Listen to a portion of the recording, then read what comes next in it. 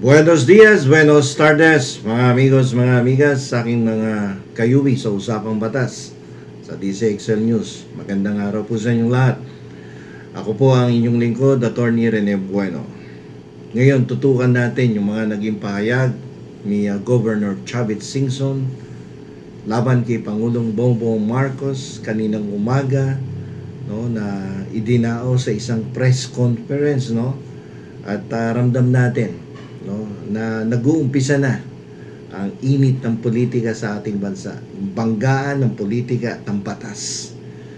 Dahil sa press conference ni Chavit Singson, talaga namang binanatan niya si BBM, at sinasabi na ito ay isa sa mga mastermind or sangkot doon sa mga flood control scam. So ito ang tatalakayin natin ngayon tungkol doon sa kanyang mga sinabi at yung corresponding legal implications nito. At aralin natin, no? Dahil doon sa ginawa niya kanina sa press conference, lumalabas na parang whistleblower siya ang status niya. At tingnan natin ano ba yung magiging legal consequences nito. Sinabi ni Singson na ang korupsyon sa flood control sa Ilocos Norte ay tip of the iceberg lamang. So may legal implication yan. Bilang isang whistleblower, no, ang status niya, sinusubukan ni Singson na gamitin ang katotohanan bilang depensa. Pero tandaan po natin, sa ilalim po ng cyber libel, ang pag-akusa sa isang tao ng krimen, gaya nung sinabi niya na involved sa corruption, ang presidente, ay ituturing yan na may malis o masamang intensyon kung hindi ito mapapatunayan sa korte. Abay, sinabi mo yan sa harapan ng maraming tao, sa publiko, na sangkot siya or mastermind siya sa mga krimen, no, ng pagnanakaw katulad ng flood control scam na yan.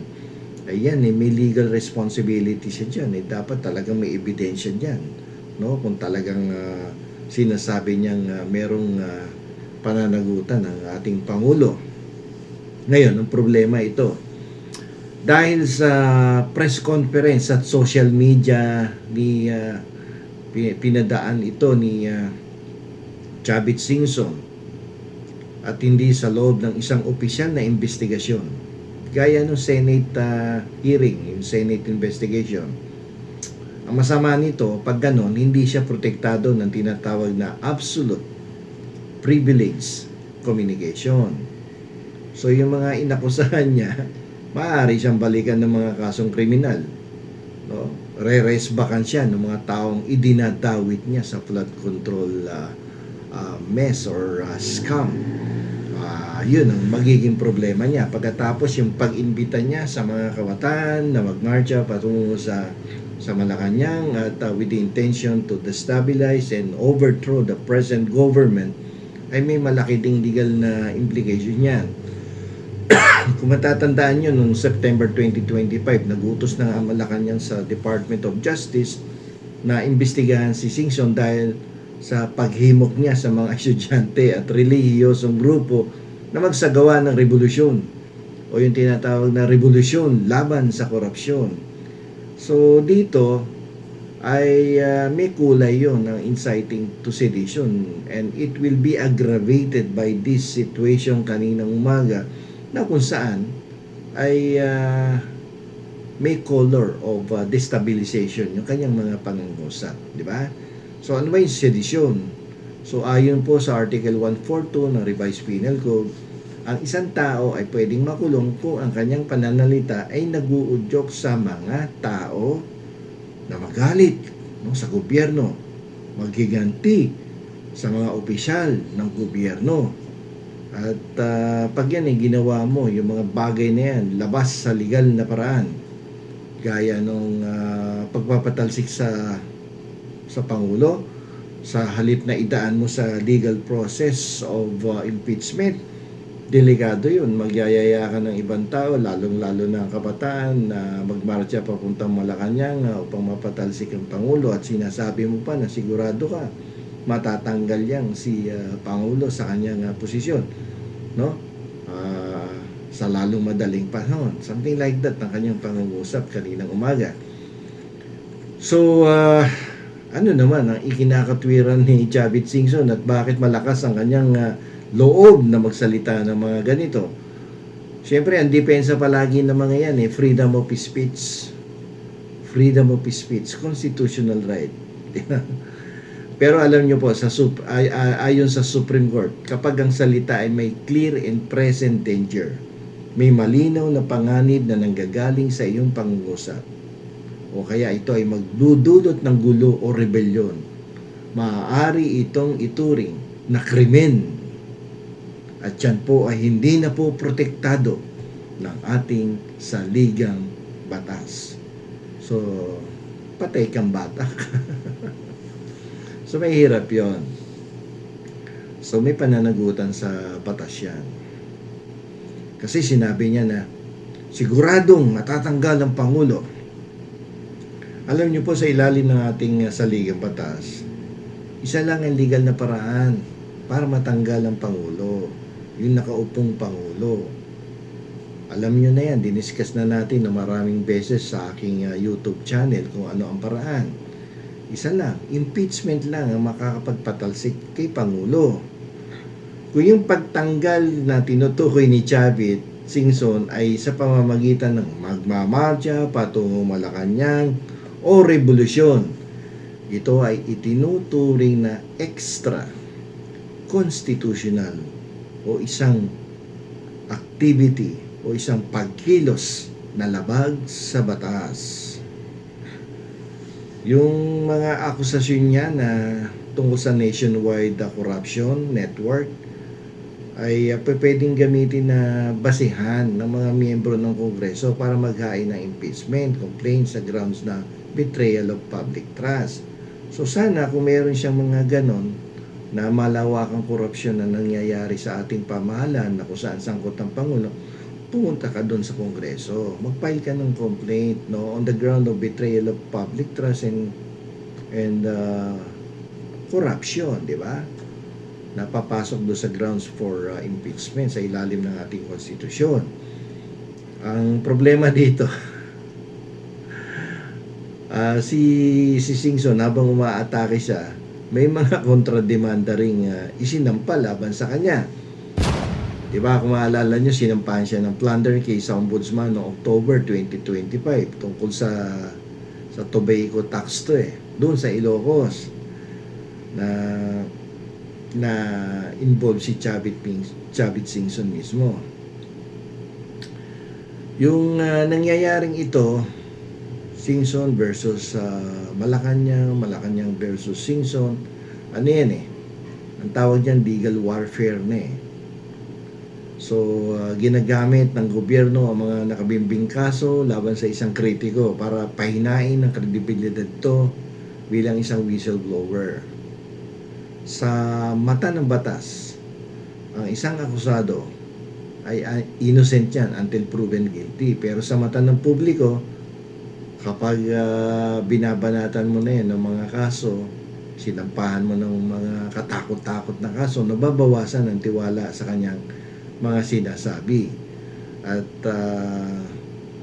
naapektuhan ang kanyang reputasyon at hindi magtitiwala sa kanya ang publiko sapagkat kinasuhan mo ng plunder, kinasuhan mo na kung ano-anong may kinalaman din sa korupsyon, so nababawasan yung kredibilidad ng tao. Alam niyo po yung sitwasyon ni Chavit Singson ngayon laban kay Pangulong Bongbong Marcos ay madalas pong maihambing yan sa kanyang ginawa noong year 2000 laban kay Joseph Estrada, kay ERAP. Bagamat pareho ang aktor, magkaiba po yung legal na landscape. So, bibigyan ko kayo ng mga ilang halimbawa na kung saan ay talagang may similarities pero may mga differences din yung sitwasyon. So, nung panahon ni ERAP, ang pinagmulan ng akusasyon ay yung issue sa weteng payola. So, involved daw si ERAP doon sa weteng payola. So dito direkta yung ebidensya ni Chavit. May mga ledger siya dito at mga records ng perang dumaan mismo sa kanya papunta sa palasyo. At ngayong 2026 naman kay BBM, ang issue ay flood control at ghost projects.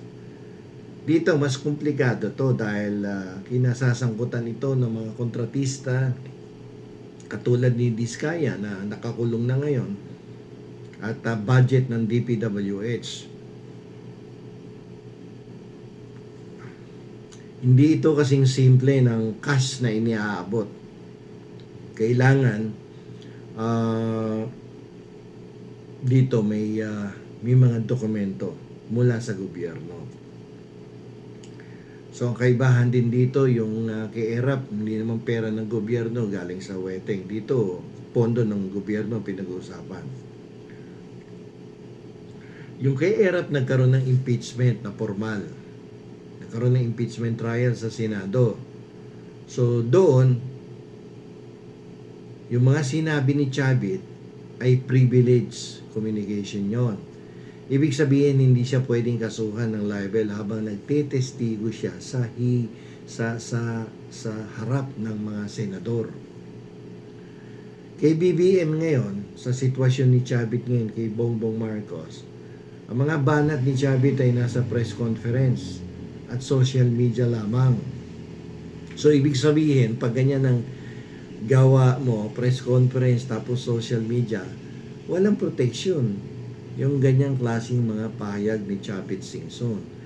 Kaya naman mabilis siyang nakasuhan ng cyber libel at iniimbestigahan para sa inciting to sedition dahil dun sa kanyang pagtawag ng revolusyon. Noong 2001, ang Supreme Court po natin ay naglabas ng desisyon sa kasong Estrada versus Desierto, kung saan kinilala na ang pag-alis ni ERAP ay isang constructive resignation dahil sa pressure ng EDSA 2. No? So, actually, wala naman talagang resignation na isinumiti si ERAP. No? Pero umalis siya sa Malacanang, nagbigay ng isang sulat, pero hindi naman resignation. Pero ito ay nagkaroon ng interpretation ng Supreme Court na constructive resignation dahil sa pressure ng EDSA 2. Ngayong 2026, mas handa ang administrasyon ni BBM. Dito gumawa si BBM ng Independent Commission on Infrastructure para sila mismo mag-imbestiga sa korupsyon. Ito ay nagsilbing legal shield yan ng Pangulo. Ipinapakita niya na sinusunod niya ang batas para hindi masabing may betrayal of public trust. Yan, so protection yan. So, hindi mo ngayon basta-basta makakasuhan ng impeachment ang Pangulo on the ground of betrayal of public trust. Dahil doon sa mga legal steps na kanyang ginawa, katulad ng pagtatatag ng ICI. So, ano yung kaibahan sa epekto nito? Sa kaso ni ERAP, naging mitya ang second envelope.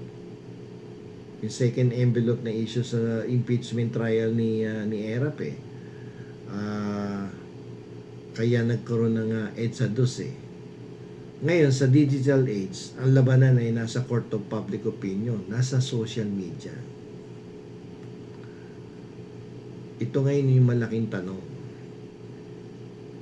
Makakakuha ba si Chavit ng suporta sa loob ng Kongreso para simulan ng impeachment complaint? Yan ang malaking katanungan. Kung wala siyang kakampi sa House of Representatives, ang kanyang mga pahayag ay mananatiling political noise. Political noise lang yan na maaaring magresulta sa kanyang sariling pagkakakulong dahil sa kasong inciting to sedition or sedition. So, medyo mas mabigat ang katayuan ngayon ni Chavit Singson dahil sa mga inilalabas niyang pahayag laban sa Pangulong Ferdinand Marcos Jr. Attorney Bueno, Law and beyond. Learn the law, know your